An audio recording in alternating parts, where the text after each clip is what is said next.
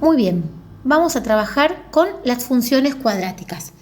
Las funciones cuadráticas tienen esta forma: y igual a por x al cuadrado más bx más c, donde a, b y c van a ser números reales.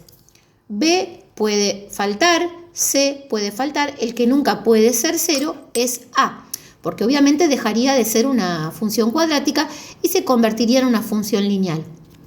Este A, que forma parte del término cuadrático, nos va a determinar la concavidad de la parábola. ¿Qué significa eso? Si A es positivo, la parábola va a tener ramas hacia arriba.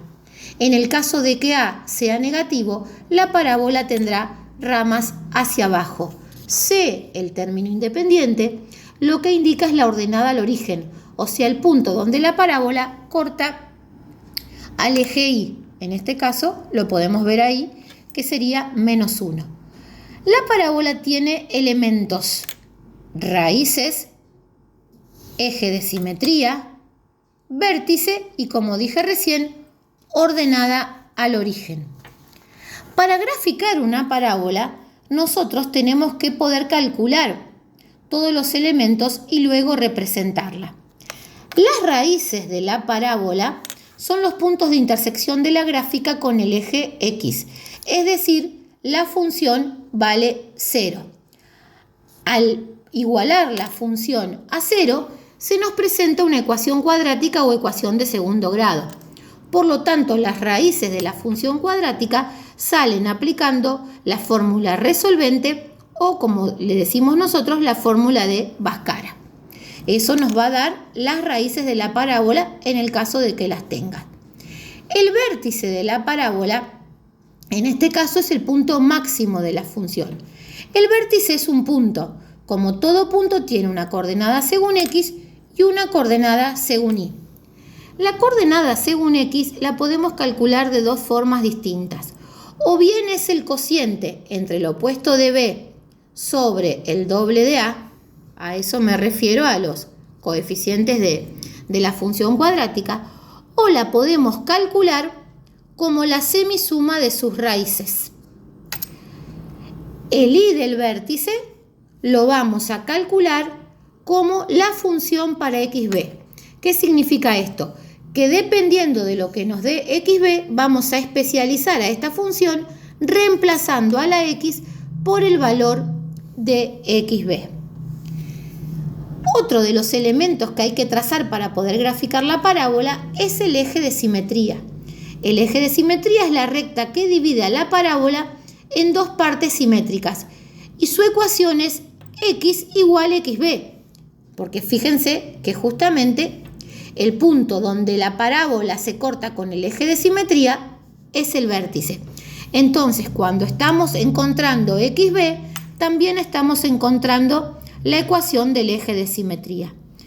Y por último está la ordenada al origen, que es el punto de intersección de la gráfica con el eje Y. Es decir, que para que corte al eje Y, vamos a calcular la función para cuando X vale 0. Y directamente sale que es el término independiente C. Vamos a ver ahora un ejemplo. Nos dan la función f de x igual menos x al cuadrado más 2x más 8.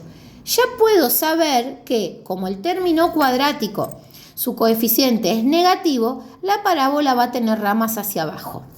Primero vamos a calcular las raíces, resolviendo la fórmula de Bhaskara. Sale que las raíces son menos 2 y 4.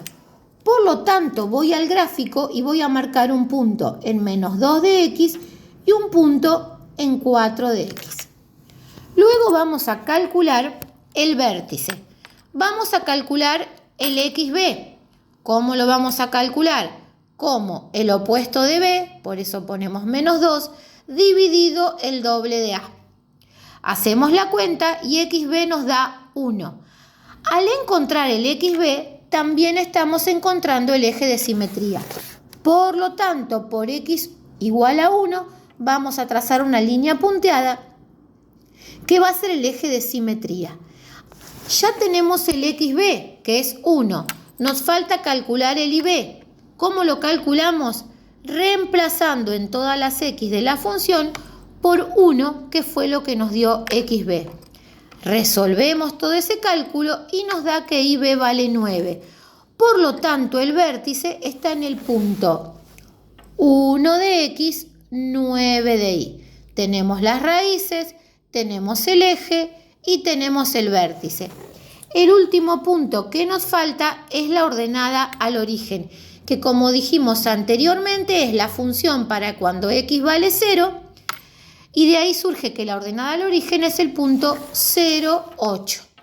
La marcamos, trazamos la parábola uniendo las raíces, el vértice y el eje de simetría.